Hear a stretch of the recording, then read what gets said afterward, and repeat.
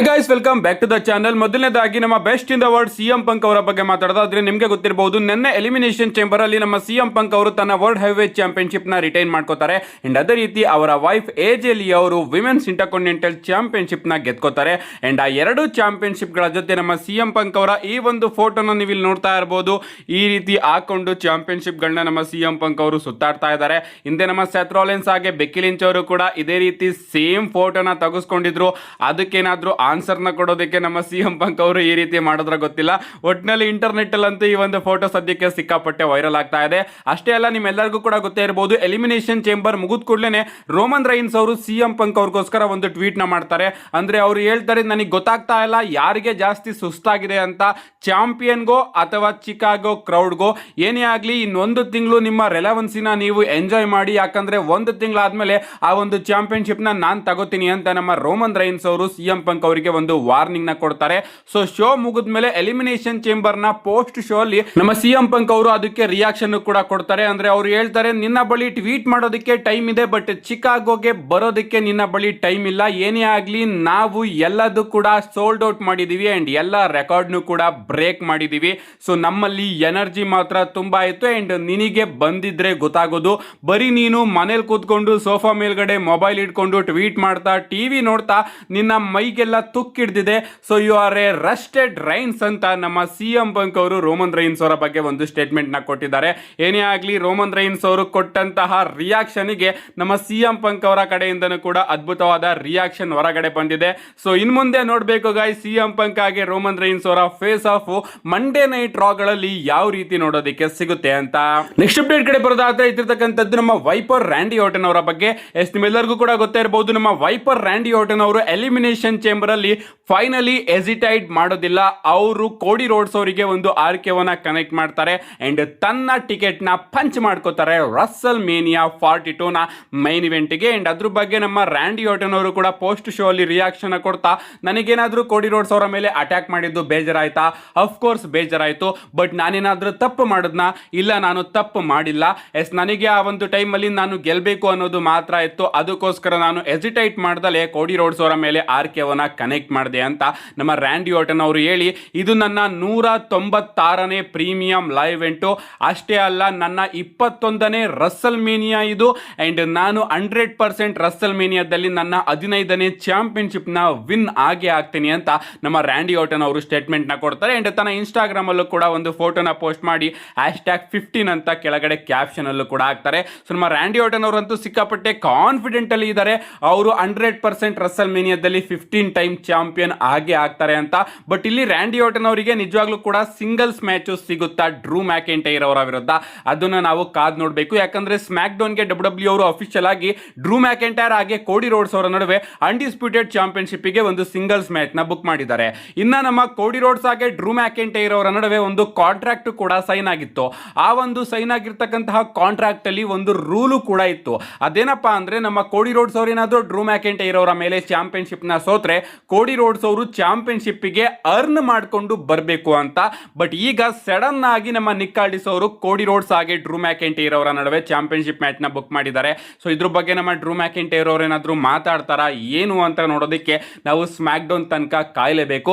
Sudden ಆಗಿ W ಅವರು ಕೋಡಿ roads ಅವರಿಗೆ ಅವಕಾಶನ ಕೊಡೋದಕ್ಕೆ ಸ್ಮ್ಯಾಕ್ ಡೌನ್ ಅಲ್ಲಿ ಅನ್ಎಕ್ಸ್ಪೆಕ್ಟೆಡ್ ಆಗಿ ಚಾಂಪಿಯನ್ಶಿಪ್ ಗೆ ಮ್ಯಾಚ್ ನ ಬುಕ್ ಮಾಡಿದ್ದಾರೆ ಅಂತ ಹೇಳ್ಬೇಕು. ಇನ್ನು ಆ ಒಂದು ಮ್ಯಾಚ್ ಅಲ್ಲಿ ಏನಾದ್ರು ನಮ್ಮ ಕೋಡಿ ರೋಡ್ಸ್ ಅವರು ಗೆದ್ರೆ ನಮಗೆ ರ್ಯಾಂಡಿ ಆರ್ಟನ್ ಹಾಗೆ ಕೋಡಿ ರೋಡ್ಸ್ ಅವರ ನಡುವೆ ರಸಲ್ ಮೀನಿಯಾದಲ್ಲಿ ಮ್ಯಾಚ್ ನೋಡೋದಕ್ಕೆ ಸಿಗುತ್ತೆ. ಅಂಡ್ ಈ ಒಂದು ಮ್ಯಾಚ್ ನು ಕೂಡ ಡಬ್ಲ್ಯೂ ಅವರು ಪ್ಲಾನ್ ಮಾಡ್ತಾ ಇದ್ದಾರೆ ಅಂತ ಅಪ್ಡೇಟ್ ಗಳು ಬರ್ತಾ ಇತ್ತು. ಅಂಡ್ ಆ ಒಂದು ಮ್ಯಾಚ್ ಏನಾದ್ರು ನಮಗೆ ರಸಲ್ ಮೀನಿಯಾದಲ್ಲಿ ಆದ್ರೆ ಈ ಕಡೆ ನಮ್ಮ ಡ್ರೂ ಮ್ಯಾಕೆಂಟೈರ್ ಅವರು ಜೇಕೋಬ್ ಫಾಟ್ ಅವರನ್ನು ಕೂಡ ಫೇಸ್ ಮಾಡಬಹುದು ರಸಲ್ ಮೀನಿಯಾದಲ್ಲಿ ಅಂತ ಅಪ್ಡೇಟ್ ಬಂದಿತ್ತು. ನಾನು ಕಂಪ್ಲೀಟ್ ಆಗಿ ವಿಡಿಯೋ ಮಾಡಿ ತಿಳಿಸ್ಕೊಟ್ಟಿದ್ದೆ. ಯಾರಿಗಾದ್ರೂ ನೆನಪಿದ್ರೆ ಕಮೆಂಟ್ ಮಾಡಿ. ಅಥವಾ ಡಬ್ಲ್ಯೂ ಅವರು ಏನಾದ್ರು ಒಂದು ಸಿಂಗಲ್ಸ್ ಮ್ಯಾಚ್ ಕಡೆ ಹೋಗ್ದಲೆ ಒಂದು ಮಲ್ಟಿ ಪರ್ಸನ್ ಮ್ಯಾಚ್ ನ ಬುಕ್ ಮಾಡಬೇಕು ಅಂತ ಅನ್ಕೊಂಡ್ರೆ ಪ್ರಾಬಬ್ಲಿ ಸ್ಮ್ಯಾಕ್ ಡೌನ್ ನ ಆ ಒಂದು ಮ್ಯಾಚ್ ಅಲ್ಲಿ ನಮ್ಮ ಜೇಕೋಬ್ ಫಾಟ್ ಅವರು ಬಂದು ಇಂಟರ್ಫೈರ್ ಮಾಡಬಹುದು. ಅಂಡ್ ಜೇಕೋಬ್ ಫಾಟ್ ಅವರು ಕೂಡ ಈ ಎಲ್ಲ ಇದರಲ್ಲೂ ಕೂಡ ಆಡ್ ಮಾಡಿ ನಮಗೆ ಫೈನಲಿ ಒಂದು ಫ್ಯಾಟಲ್ 4-ವೇ ಮ್ಯಾಚ್ ರಸಲ್ ಮೇನಿಯಾದಲ್ಲಿ ನೋಡೋದಕ್ಕೆ ಸಿಗಬಹುದು. ಏನೇ ಆಗಲಿ ಡಬ್ಲ್ಯೂ ಬಳಿ ಸಿಕ್ಕಾಪಟ್ಟೆ ಆಪ್ಷನ್ಸ್ ಗಳಿದೆ. ಬಟ್ ಆ ಆಪ್ಷನ್ಸ್ ಗಳನ್ನ ಕೊಡೋದ್ರಲ್ಲಿ ಡಬ್ಲ್ಯೂ ಅವರು ತಾನು ಮಾಡದಂತಹ ರೂಲ್ಸ್ ಗಳನ್ನೇ ತೆಗೆದಾಕ್ತಾ ಇದ್ದಾರೆ. ಲಿಟ್ರಲಿ ಕ್ಲಿಯರ್ ಆಗಿ ಮೆನ್ಷನ್ ಮಾಡಿದ್ರು, ಕೋಡಿ ರೋಡ್ಸ್ ಅವರಿಗೆ ನೆಕ್ಸ್ಟ್ ಚಾಂಪಿಯನ್ಶಿಪ್ ಗೆ ಅವಕಾಶ ಸಿಗೋದೆ ಅವರು ಅರ್ನ್ ಮಾಡಿಕೊಂಡು ಬಂದಾಗ ಅಂತ. ಬಟ್ ಈಗ ನಮ್ಮ ಕೋಡಿ ರೋಡ್ಸ್ ಅವರು ಯಾವುದೇ ರೀತಿಯ ಮ್ಯಾಚ್ ಅಲ್ಲಿ ಅರ್ನ್ ಮಾಡಿಲ್ಲ. ಹಂಗಂದ್ರೆ ನಮ್ಮ ಜೇಕೋಬ್ ಫಾಟ್ ಅವ್ರಿಗೂ ಕೂಡ ನೀವು ಅವಕಾಶನ ಕೊಡಬೇಕಾಗಿತ್ತು ಅಲ್ವಾ? ಏನೇ ಆಗಲಿ ಅಲ್ಲಿ ಕ್ಲಿಯರ್ ಆಗಿ ಗೊತ್ತಾಗ್ತಾ ಇದೆ ಕೋಡಿ ರೋಡ್ಸ್ ಅವರು ತನ್ನ ಕಾರ್ಪೊರೇಟ್ ನ ಯೂಸ್ ಮಾಡಿಕೊಂಡು ಗೋಲ್ಡನ್ ಬಾಯ್ ಗಿಮಿಕ್ ನ ಯೂಸ್ ಮಾಡಿಕೊಂಡು ಚಾಂಪಿಯನ್ಶಿಪ್ ಮ್ಯಾಚ್ ನ ತಗೋತಾ ಇದ್ದಾರೆ ಅಂತ. ಸೊ ಸ್ಮ್ಯಾಕ್ ಡೌನ್ ಗೆ ಈಗ ನಾನು ಸಿಕ್ಕಾಪಟ್ಟೆ ಇಂಟ್ರೆಸ್ಟಿಂಗ್ ಆಗಿದ್ದೀನಿ. ನೋಡೋಣ ಗೈಸ್ ಏನಾಗುತ್ತೆ ಸ್ಮ್ಯಾಕ್ ಡೌನ್ ಅಲ್ಲಿ ಅಂತ.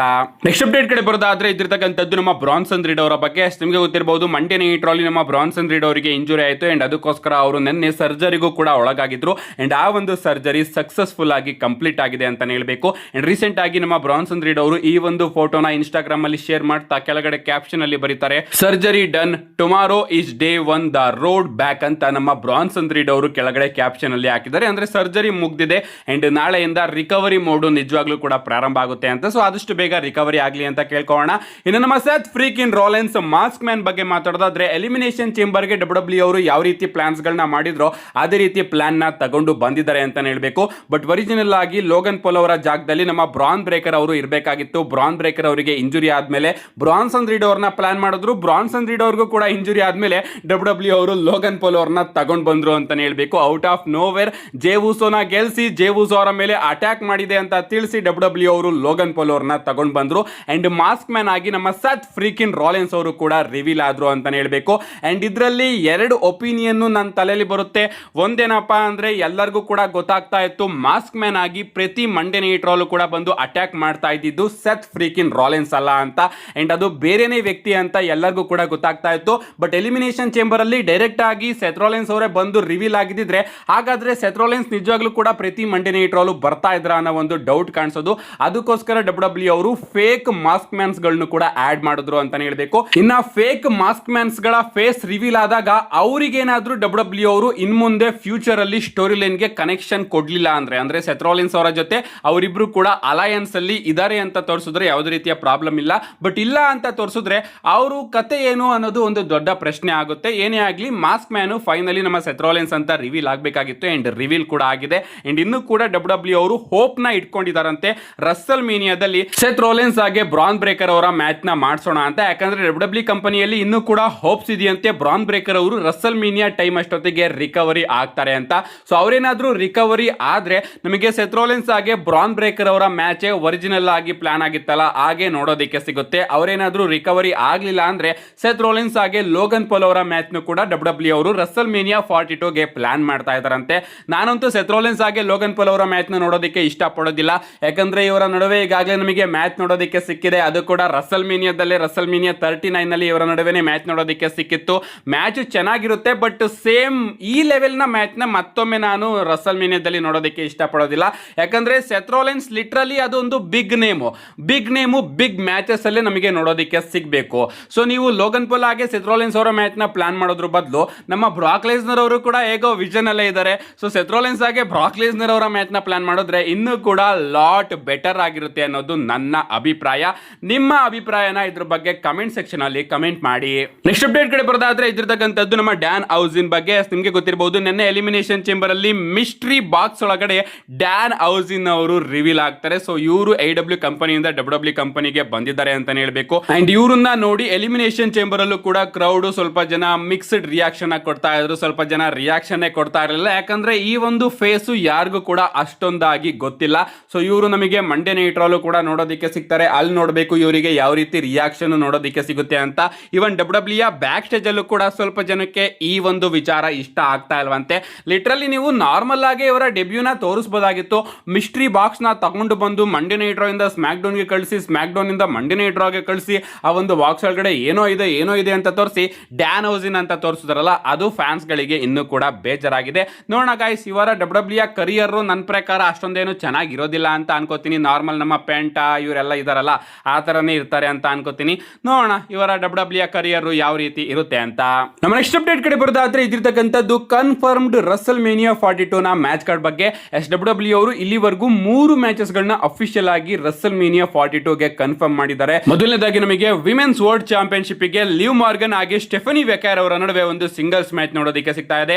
ಅಷ್ಟೇ ಅಲ್ಲ ವಿಮೆನ್ಸ್ ಡಬ್ಲ್ಯೂ ಚಾಂಪಿಯನ್ಶಿಪ್ ಗೆ ರಿಯಾ ರಿಪ್ಲಿ ಹಾಗೆ ಜೇಡ್ ಕಾರ್ಗಿಲ್ ಅವರ ನಡುವೆ ಕೂಡ ಡಬ್ಲ್ಯೂ ಅವರು ಒಂದು ಸಿಂಗಲ್ಸ್ ಮ್ಯಾಚ್ ನ ಅಫಿಷಿಯಲ್ ಆಗಿ ಕನ್ಫರ್ಮ್ ಮಾಡಿದ್ದಾರೆ. ಅಂಡ್ ಮೈನ್ ಇವೆಂಟ್ ಗೆ ಡಬ್ಲ್ಯೂ ಅವರು ವರ್ಲ್ಡ್ ಹೆವಿವೇಟ್ ಚಾಂಪಿಯನ್ಶಿಪ್ ಗೆ ಸಿಎಂ ಪಂಕ್ ಹಾಗೆ ರೋಮನ್ ರೈನ್ಸ್ ಅವರ ಮ್ಯಾಚ್ ನು ಕೂಡ ಅಫಿಷಿಯಲ್ ಆಗಿ ಕನ್ಫರ್ಮ್ ಮಾಡಿದ್ದಾರೆ. ಸೊ ರ್ಯಾಂಡಿ ಆರ್ಟನ್ ಅವರ ಮ್ಯಾಚ್ ಕೂಡ ಕನ್ಫರ್ಮ್ ಆಗುತ್ತೆ.